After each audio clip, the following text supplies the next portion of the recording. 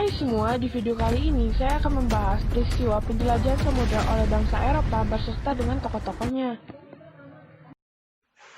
Oh iya, sebelum saya menjelaskan peristiwa penjelajahan samudra oleh bangsa Eropa, saya akan memberitahu kalian apa sih penjelajahan samudra? Penjelajahan samudra adalah abad di mana banyak ditemukan daerah-daerah baru, juga jalur-jalur perlayaran baru menuju dunia timur untuk mencari rempah-rempah.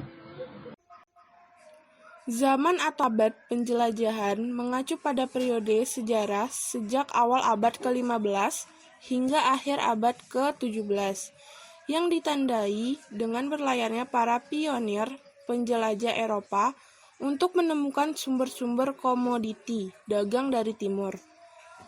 Dilihat dari kronologi sejarah, zaman ini menjadi titik balik penting dalam sejarah Eropa menuju zaman Renaissance dan zaman pencerahan, tetapi menjadi pemicu penjajahan di Amerika dan Asia.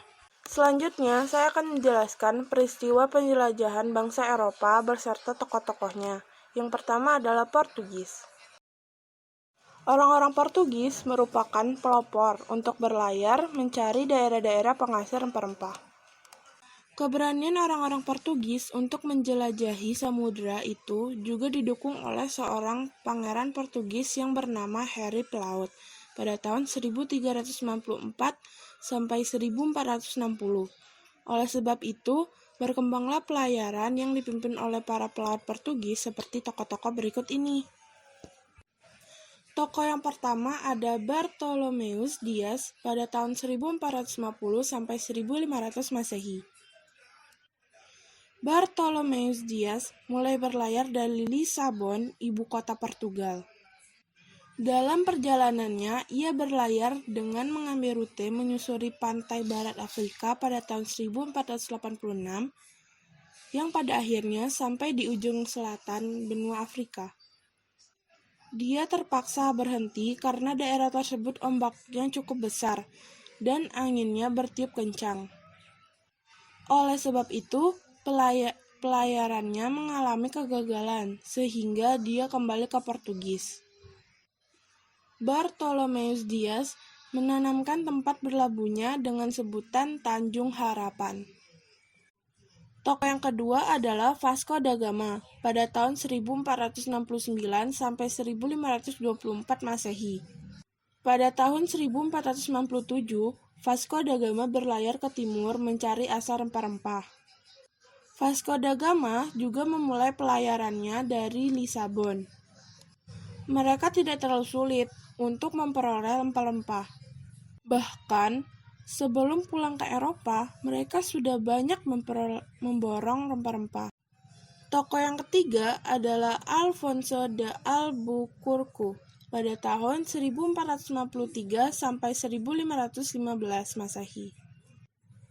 Setelah beberapa tahun kemudian, orang-orang Portugis baru sadar bahwa India yang diperkenalkan sebagai daerah penghasil rempah-rempah itu ternyata salah. Orang-orang Portugis juga mengetahui bahwa ada tempat lain yang menjadi pusat perdagangan rempah-rempah di Asia, yaitu di Malaka.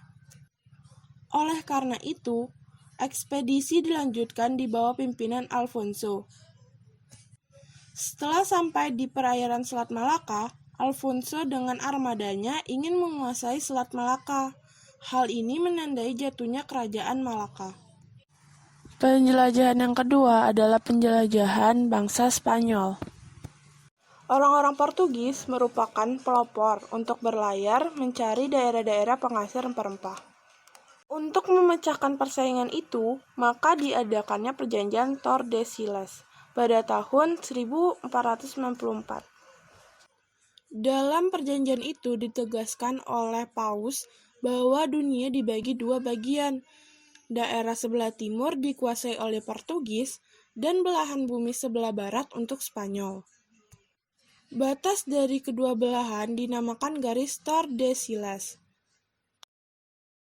Berikut adalah tokoh-tokoh penjelajah dari bangsa Spanyol. Yang pertama adalah Christopher Columbus pada tahun 1451 sampai 1506 Masehi. Pada tahun 1492, bagi bangsa Spanyol merupakan tahun yang memiliki arti penting. Hal itu disebabkan Benteng Granada sebagai benteng pertahanan terakhir kekuasaan Islam di Spanyol dapat dikuasai oleh tentara Spanyol. Kemudian, pada tahun itu juga Ratu Isabella menghadiahkan kapal yang diberi nama Santa Maria kepada Columbus. Columbus kemudian merencanakan mengadakan penjelajahan samudra untuk mencari tanah Hindia yang diyakini merupakan tempat penghasil rempah-rempah. Kemudian pada tanggal 3 Agustus 1492, Columbus mulai berlayar. Oleh karena ia percaya bahwa bumi itu bulat, maka ia berlayar mengambil arah ke barat melalui Samudra Atlantik. Columbus percaya bahwa tanah Hindia dapat dicapai dengan berlayar ke arah barat seperti orang berlayar ke timur. Setelah melakukan pelayaran yang panjang dan sulit, akhirnya pada tanggal 12 Oktober 1492, Columbus mendarat di daerah Kepulauan Bahama, Amerika. Setelah itu menyusul ekspedisi yang dipimpin oleh Amerigo Vespucci. Ia telah melakukan penyelidikan pada suatu daerah yang amat luas, tidak jauh dari Kepulauan Bahama. Amerigo Vespucci telah menyusun laporan atau buku yang berkaitan dengan benua. Benua itulah yang kemudian dinamakan Amerika, yang diambil dari nama Amerigo. Tokoh yang kedua adalah Ferdinand Magellan pada tahun 1480 hingga 1521 Masehi. Ferdinand Magellan atau yang biasanya dipanggil Magalhães atau Magellan adalah keturunan Portugis. Ia sudah lama bekerja untuk pemerintahan Spanyol. Ia mempersiapkan suatu ekspedisi untuk mencari jalan menuju daerah penghasil rempah-rempah, yaitu Maluku. Pada tanggal 10 Agustus 1516, rombongan Magalhães dengan 5 buah kapal berangkat dari Spanyol. Rombongan Magalhães berjumlah sekitar 265 orang. Wakil dari Magellan adalah Kapten Juan Sebastian Elcano. Dalam rombongan itu juga terdapat seorang penulis dari Italia bernama Pigafetta.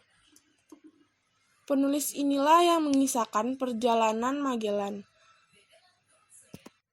Seperti rombongan Columbus, di dalam melakukan pelayaran, Magellan melalui Samudra Atlantik terus ke barat sampai pantai timur Amerika Selatan. Sampailah rombongan Magalhães di sebuah selat di ujung selatan benua Amerika. Mereka menyusuti selat itu kemudian disebut Selat Magalhães. Pada tahun 1521, setelah menyeberangi Samudra Pasifik, sampailah rombongan Magalhães di Pulau Massawa. Kepulauan itu kemudian lebih dikenal dengan nama Filipina, yang diambil dari nama Raja Spanyol Philippines yang ketiga. Selain itu, Magalhães juga menyebarkan agama Kristen. Tindakan penguasaan daerah dan penyebaran agama ini telah menimbulkan perlawanan dari orang-orang penduduk asli. Dari perlawanan itu, ternyata Magalhães terbunuh. Akibat orang-orang Spanyol menjadi kacau dan akhirnya meninggalkan Filipina. Yang ketiga adalah Juan Sebastian Elcano pada tahun 1480 hingga 1522 Masehi. Pelayaran dilanjutkan oleh Juan Sebastian Elcano dari Filipina menuju arah selatan. Maka, sampailah di Kepulauan Maluku tahun 1522 Masehi. Dengan demikian, di Maluku terjadi persaingan dagang antara bangsa Portugis dengan bangsa Spanyol. Untuk menghindari persaingan tersebut, maka pada tahun 1528 Masehi di kota Saragossa di Spanyol diadakan perjanjian. Isi perjanjian tersebut bahwa Portugis tetap melanjutkan perdagangannya di Maluku, sedangkan Spanyol melanjutkan kegiatan dagangnya di Pulau Masava di Filipina. Penjelajahan selanjutnya adalah penjelajahan oleh bangsa Belanda. Yang pertama adalah Cornelis de Houtman pada tahun 1595 Masehi. Pada tahun 1595, Cornelis de Houtman dengan 4 buah kapal yang memuat 249 orang awak beserta 64 meriam. Pada tahun 1596, Cornelis de Houtman bersama rombongannya sampai di Indonesia dan mendarat di Banten.